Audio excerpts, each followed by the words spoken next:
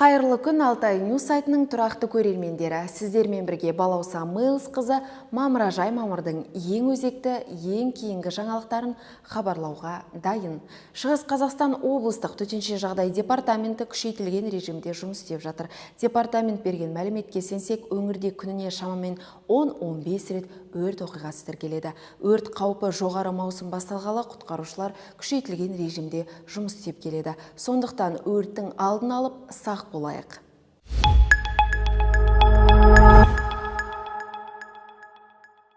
Таза Қазақстан экологиялық акциясы Мөлдір бұлақ апталығы аясында Ұлан ауданының Шалқар көлінде және Тайынты ауылы Дұбағалы көлінің жағасында тазалық жұмыстары жүргізілді. Аудан әкімдігінің ақпаратына сүйенсек, осы күнге дейін жалпы аудан бойынша 5 су қоймасы тазаланып, 15 мың тонна қоқыс шығарылды. Науқанға қатысқан 500 адам аймаққа 200 түп сәндік ағаш көшеттерін отырғызып, аумақты толықтай қоқыстан тазартты. Акцияға студент жастар, мектеп оқушылары, жастар ұйымының мүшелері, эко-белсенділер, еріктілер және де мемлекеттік қызметкерлер атсалысты.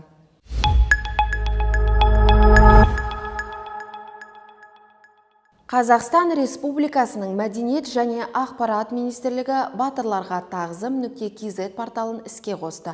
Жобаның негізгі мақсаты әр батырдың тарихта лайықты танылуын қамтамасыз ету. Бүгінгі таңда порталда 100 мыңнан астам қазақстандық ардагерлер туралы ақпарат жинақталған. Ұлы Отан соғысының 80 жылдығына орай портал барлық ардагерлер туралы деректерді біріктіреді деген үміт бар. Біз әрбір қазақстандықтарды Ұлы Отан соғысы ардагерлері туралы қосымша ақпарат беру арқылы бұл жобаға өз үлесін қосуға шақырамыз деп мәлімдеді министрлік.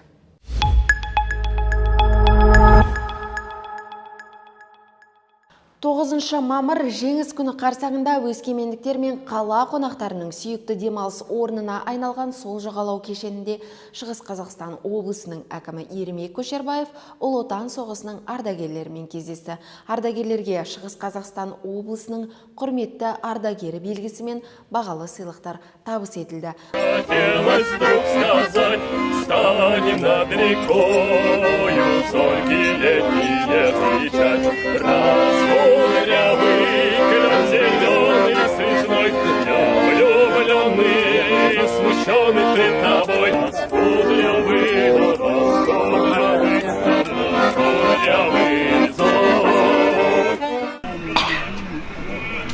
Дүние тыныш болсын, бейбітшілік болсын, аспанымыз ашық болсын. Поздравление пару слов. Ей Алла, көктен жаудыр, жерден өндір. Жеріміз жап-жасыл болып жайнап, жаздай гүлденіп тұрсын. Жастар өс, ұлдар ер жетіп үйленіп, қыздар бой жетіп, тұрмысқа шығып, бөпелер туып, әлдей ақ бөпе деп жатыңдар. Қозғалған таудан сақтасын, егескен жаудан сақтасын, таусылмайтын даудан сақтасын. Жоқ нәрсеге тарылма, жақсы тілек қабыл боп, ал батамды қабылда. Біздің парызымыз негізінде жөн жұмыс істеуге, елімізді дамытуға, халықтың жағдайын жақсарту. Әрине қиындықтар көп. Сол қиындық болғанымен ойлану керек. Сол кісілер, біздің аталарымыз қай қиындықтар нешеден өткенін деймді. Бүгінгі қиындықтар түк емес. Күшті содан алу керек. Кәдімгі үлгіде сол кісілерден алу керек. Бірге жұмыс істеу керекпіз. Жеңіс күні құтты болсын, ардагерлер аман болсын, батырларға мың алғыс.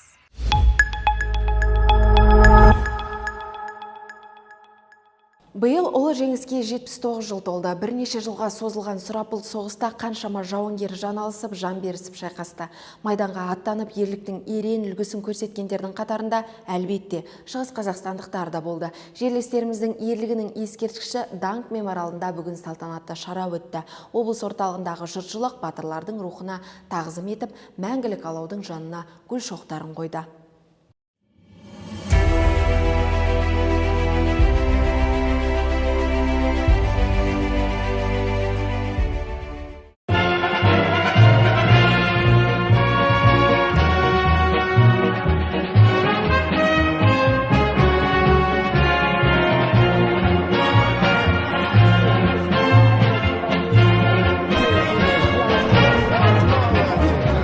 День Победы, как он был от нас далек, как в костре потухшем таял уголек.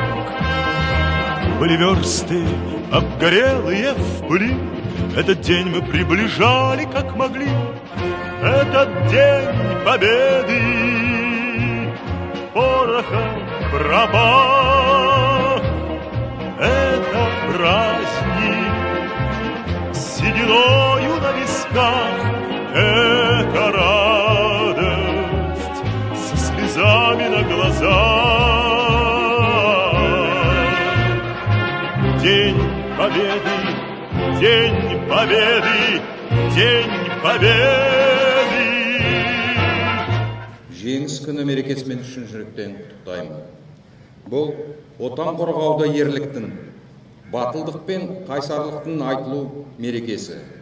Жеңіс күні баршамыз бейбіт өмір сыйлаған аға буынды ілтипатымен еске аламыз. Қазірде арамызда 14 ұлы отан соғысы және тыл ардагерлері жеңіс күнін атап өтуде. Біздің қасиетті борышымыз батырлық пен еңбек ардагерлерінің істерін құрметпен еске алып, жас ұрпаққа жеткізе білуіміз қажет. Ардагерлерге қамқорлық жасау бүкіл қоғамның басты міндеті. Біздің әкеміз соғысқа кетті де қайтып оралмады. Әкем кеткеннен кейін содан бері қарай колхозда, совхозда жұмыс істедім. Ең бастығы механизатор болып бастадым да, оның кейінде сол ферменің совхозда бригадир болып істедім, агроном болып істедім, су шаруашылығы бөлімінде гидротехник болып істедім көп жыл. Енді соғыс болмасын, бақытты болсын, келешек ұрпақтарым, ғұмыр жастары ұзақ болсын.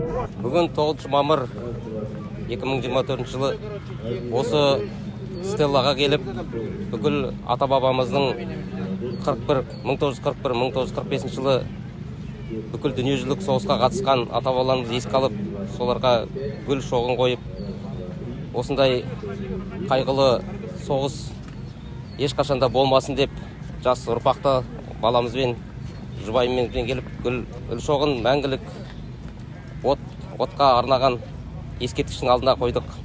Енді бұндай қаралы соғыс ешқашан болмасын деп тілейміз. Аспанымыз ашық, бүкіл халқымыз бейбітті өмір сүруіне тілектеспін. Шығыс Қазақстан жауынгерлерін еске алу үшін үнсіздік жарияланады. Почтим память воинов, павших в боях за Родину, минутой молчания.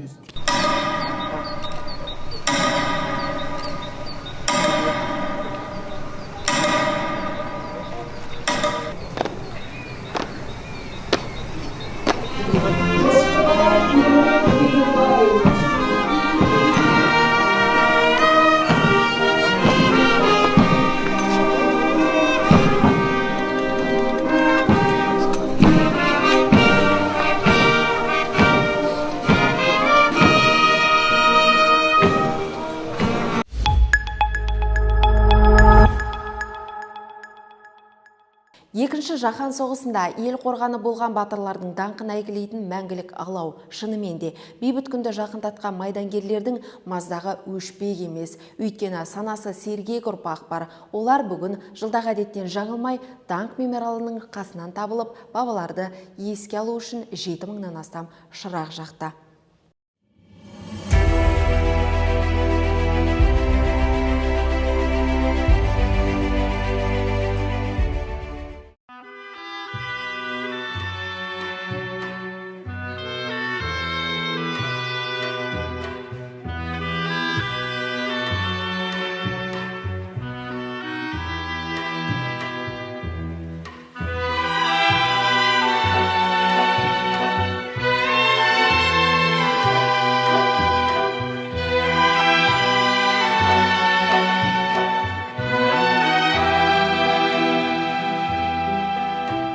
Мне кажется порою, что солдаты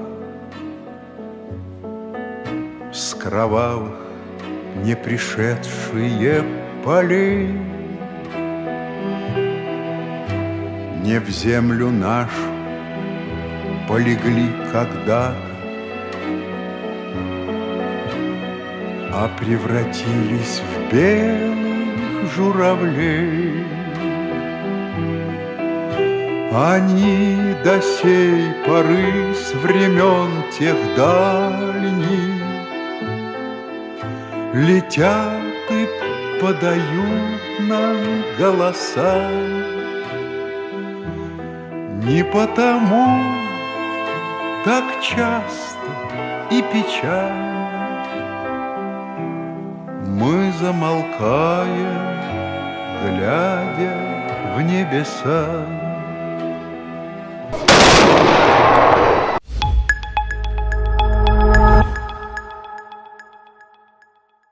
Осымен бүгінгі хабар тамам. Шуақты күндерде кездескенше. Бізге лайк басып, тіркелуді ұмытпаңыздар.